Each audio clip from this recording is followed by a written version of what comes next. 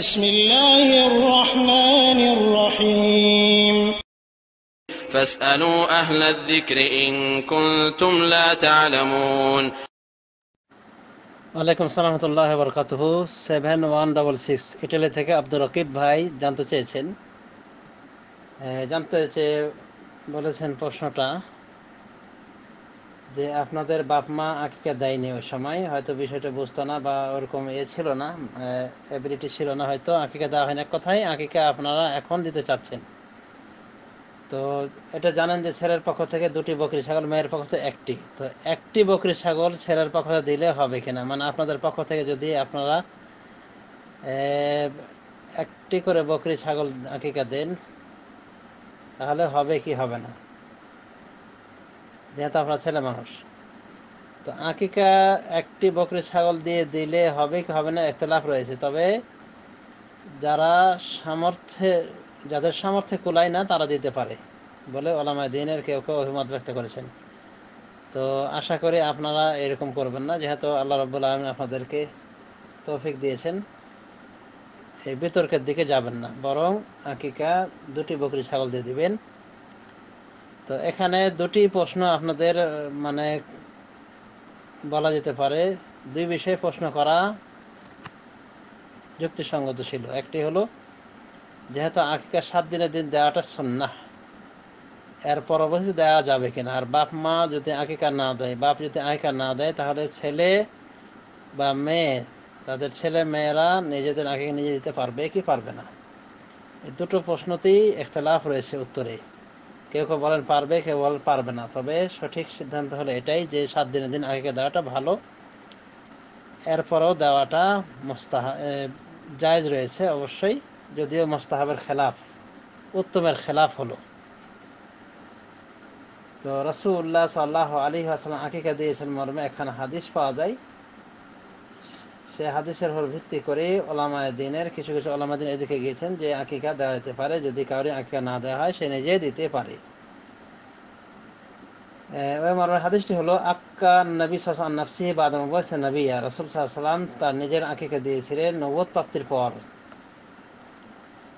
হাদিসটিকে বর্ণনা করা হয়েছে 2টি সনদে আনাস বিন মালিক থেকে।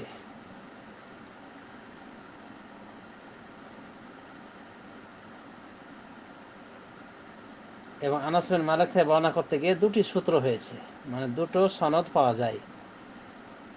এক সনদে বর্ণনা করেন আব্দুর রাজ্জাক, বাজ্জার, ইবনে আদি প্রমুখ।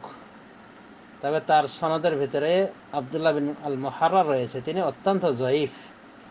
আরেকটি সূত্র হলো আল হাইসাম বিন জামিল, তিনি বর্ণনা করছেন আব্দুল্লাহ বিন মুসান্না থেকে, আব্দুল্লাহ বিন মুসান্না বিন আনাস থেকে, তিনি সুমামা বিন আনাস থেকে, তিনি আনাস থেকে বর্ণনা করছেন। এইভাবে সূত্র এসেছে।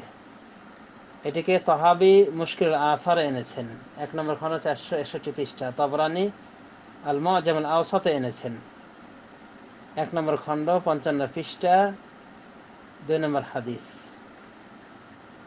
বা আরেক সংখ্যায় আরেক এডিশনে এসেছে হাদিসের নাম্বার তাবরানীর ফিল আওসাতে 976। ইবনে হাজম তার মুহাল্লায় বর্ণনা করেছেন, দেখুন 8 নম্বর খণ্ড 321 পৃষ্ঠা। জিয়া আল মাকদিসি ফিল মুখতারা, সেখানে উনি বর্ণনা করেছেন। আলবানী রহমতুল্লাহি আলাইহি বলেন, ওয়াহাদা ইসনাদুন হাসান, হাদিসটির সনদ হাসান। রিজালুহু মিম্মান ইহতাজ্জা বিহিল বুখারী ফি সহিহিহি, এর রিজালগুলি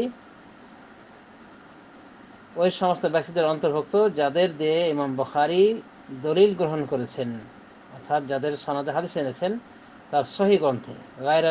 গায়রাল হাইসাম বিন জামিল, একমাত্র হাইসাম বিন জামিল ব্যতীত। ওয়া হুয়া সিকাতুন হাফিজুন, তিনি সিকা, নির্ভরযোগ্য এবং হাফিজ। এভাবে আল্লামা আলবানী হাদিসটির ব্যাখ্যা করেছেন, অর্থাৎ হাদিসটিকে তিনি বিশুদ্ধ বলেছেন, সহিহ বলার দিকে গিয়েছেন। হাফিজ ইবনে হাজার হাদিসটিকে দুর্বল বলার দিকে গিয়েছিলেন সনদ, কিন্তু উনি তার প্রতিবাদ করেছেন। দেখুন বিস্তারিত আলোচনার জন্য সিলসিলাতুল আহাদিস আস-সহিহা, হাদিস নাম্বার 2776। এই হাদিসের অনুকূলে বলা যায় যে যার আকিকা দেওয়া হয়নি সে ইচ্ছা করে নিজের আকিকা নিজেই দিতে পারে, সেই হিসেবে দিতে পারেন। আশা করা যায় অসুবিধা হবে না। অনুরূপভাবে হাসান বসরি, মুহাম্মদ বিন সিরিন থেকে ফতোয়া পাওয়া যায় যে 7 দিনের পরও দেওয়া যায়, এমনকি বড় হয়েও দেওয়া যেতে পারে। যদি তাদের আকিকা না দেওয়া হয়ে থাকে, তারা নিজেদের আকিকা নিজেরা দিতে পারবে। এই হলো আকিকা বিষয়ে কিছু কথা। তো দুটি দেওয়া হলো সুন্নাতের পূর্ণাঙ্গ অনুসরণ। ছেলের পক্ষে দুটি দেওয়া আকিকা হিসেবে সুন্নাতের পূর্ণাঙ্গ অনুসরণ, এবং বকরি ছাগল দিয়ে দেওয়া হলো সুন্নাহ সম্মত। কাজে এই সুন্নতি তরিকায় দুটি বকরি ছাগল দেওয়ার চেষ্টা করবেন। আল্লাহ রাব্বুল আলামিন তৌফিক দান করুন। ধন্যবাদ।